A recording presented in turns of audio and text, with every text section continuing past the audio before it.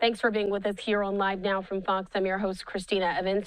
We do now have to get to some breaking news that just came into our newsroom. Want to put this post up from the X accounts of the Senator Van Hollen. Want to put this up. This is key in this fight to get this Maryland man who was wrongfully deported back to El Salvador to the United States. I want to read out what this tweet says. He said, "I said the main goal of this trip was to meet with Kilmar. Tonight, I had the chance. I have called his wife, Jennifer, to pass along this message of love. I look forward to providing a full update on my return." So for some context here, if you're just now getting caught up with this story, Maryland Senator Chris Van Hollen met today in El Salvador with Kilmar Abrego Garcia.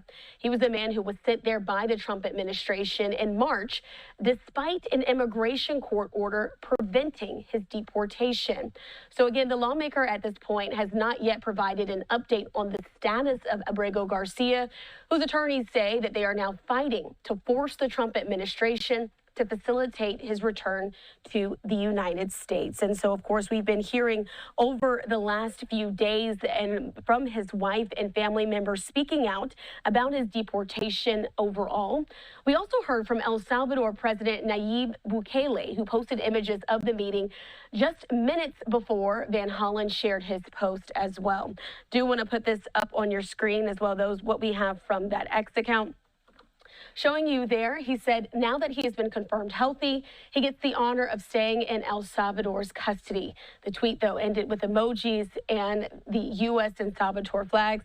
Another one he also put up there on the screen, Kilmar Abrego Garcia, miraculously there, risen from the death camps and torture, now sipping margaritas with Senator Van Hollen. So we've been seeing some of these responses that have been going out on the X accounts, though a spokesperson for El Salvador's president said that she had no further information at this time. But what's important to note about this meeting between the senator and Kilmar Abrego Garcia, this came hours after Van Hollen said that he was initially denied entry into that high-security El Salvador prison. This is while he was there to check on Abrego Garcia's well-being and push for his release.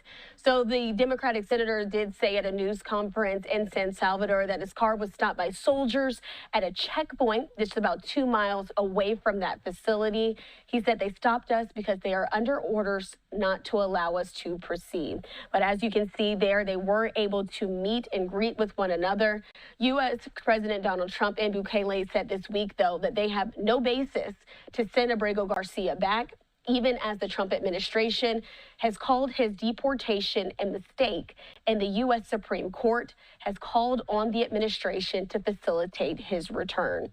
This is going to be a case that we're continuing to follow ongoing as these details come out. Those Trump officials have said that Abrego Garcia, who is a Salvadorian citizen, was living in Maryland, has ties to the MS-13 gang, but his attorneys say that the government has provided no evidence that Abrego Garcia has ever been charged with any crime related to such activity.